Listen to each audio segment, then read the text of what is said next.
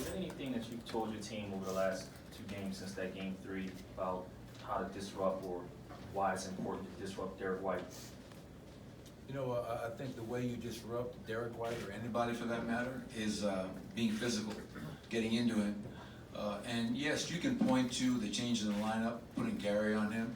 I think Gary Harris is one of the more underrated defenders in the NBA. We've changed our coverage on him. We're more aggressive. Instead of just being down the floor and letting him turn the corner and live in our paint, we've been more aggressive in pick and rolls. And I think our guys realized after the first 3 games, Derek White was the early MVP of the series. And we've done a really good job in the last couple of games of trying to negate his impact. And it's been a big part of our success in the last 2. Mike, how much has this team grown up in the last 96 minutes, if that's possible? I think we've grown up a lot since game 1. You know, I know it's we talk about it all the time about how young we are, but it's a fact. And for example, like I challenged Jamal Murray today. I said, your greatest challenge as a young player is being consistent. In our 2 wins, you've been great. In our 2 losses, you haven't. And that's part of being young. And I thought Jamal was terrific tonight. And answering the bell after a very disappointing effort in game 3.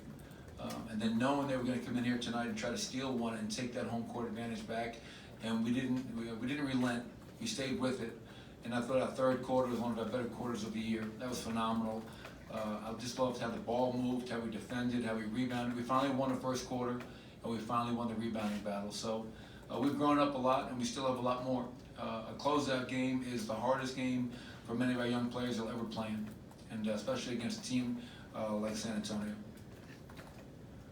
Coach, outside of this market, it seems like there's still a lot of casual fans who maybe don't understand and appreciate Nikola Jokic, and I'm just wondering if you think they're missing anything. I don't know how you miss him. You miss the big white guy in the room. He is a great player. I mean, and you hear everybody talk about all these other players, rightfully so. The league is filled with great players, but what Nikola Jokic is doing in his playoff debut has not happened very often in the history of this game. And he goes out there and once again tonight, 16, 11, and 8. I damn near ran him into the ground. But those threes at the end of the quarter were huge. He can impact the game in so many ways. So I hope in this playoff crowd, this national TV audience, that people are tuning in and watching us and saying, man, this kid Nikola Jokic is for real. We know it, and I think it's about time everybody else started to realize it.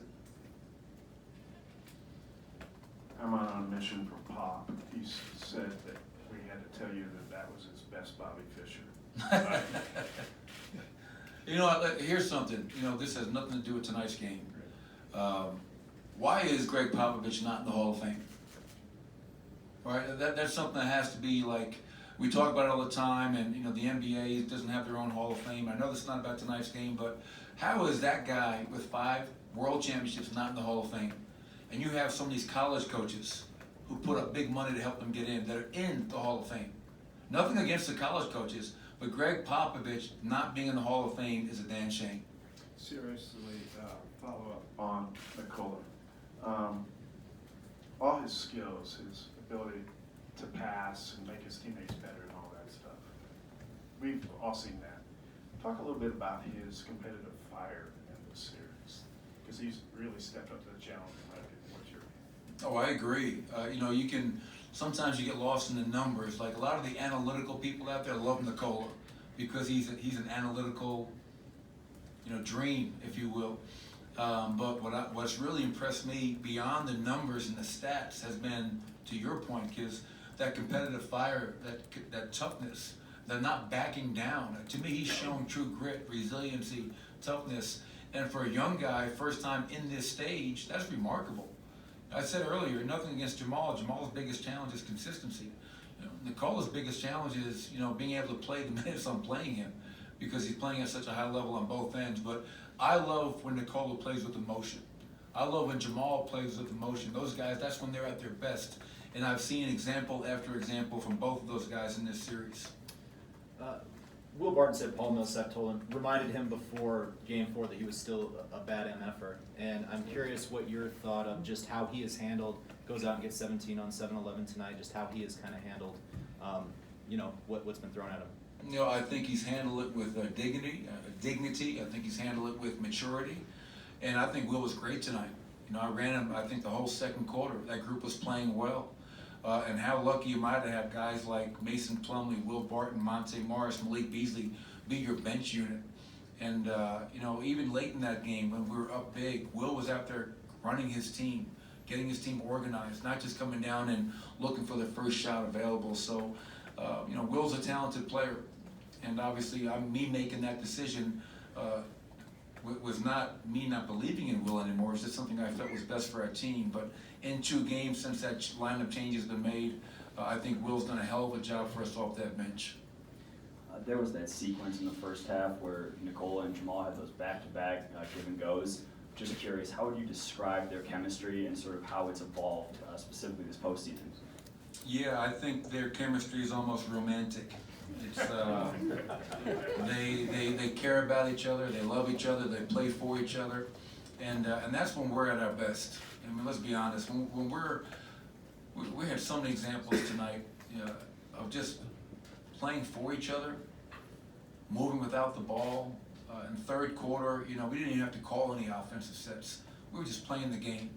And obviously, San Antonio is a team that started that many years ago, the beautiful game. But it's really fun to watch as a coach, as a fan, playing the game the right way.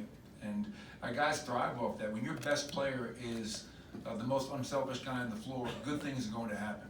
And guys learning and adjusting to playing with a great player and a great passer makes it that much easier. They've all bought in. We're a selfless group. Coach, do you feel like your guys played for each other tonight? And you've been using that line since training camp. I was just wondering, after this big win, if you could explain a little more what you mean by that beyond just shot selection and ball movement. Well, and I think it carries over to the defensive end as well. Playing for each other is not just on offense. One of the 3 things we talk about with our culture is being a selfless group. And I think we have a lot of guys that have checked their egos at the door and understand it's all about the collective good of the team and us winning.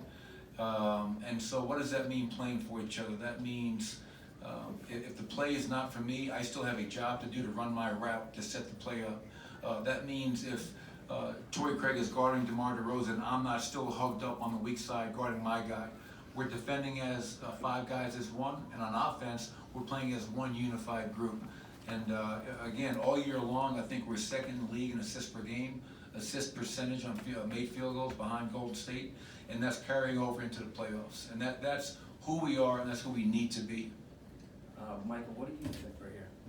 What do you think this team's learned in the first 4 games to finally get to the point to play its best game? And also, do you think they're starting to kind of show and realize their potential? Yeah, I think this is a 3-2 series, and I think in our 3 wins we've shown our potential. In our 2 losses we haven't played very well, and even in game 1 we still gave ourselves a chance late after having not played our best brand of basketball. But young group that's learning on the fly. What I like is that we're being more consistent. Game 1 and 2 were 2 different teams. Games 3 and 4 were 2 different teams. But now for the first time in this series, I've seen in game 4 and 5 a consistent effort. Starters off the bench playing the game the right way. And tonight I thought, defensively, 90 points, 41 from the field, 29 from 3 is remarkable. The rebounding advantage was in our favor. And, the turnovers in that first quarter were high, but overall I thought we did a pretty good job of sharing it and taking care of it. Mike, after a game like tonight, how do you avoid the trap of a game 6 where you can clinch the series? Yeah, well, I told our guys, this whole series is so many firsts for all of our players. Our first home playoff game, first road playoff game, and now this will be our first opportunity to close out a series.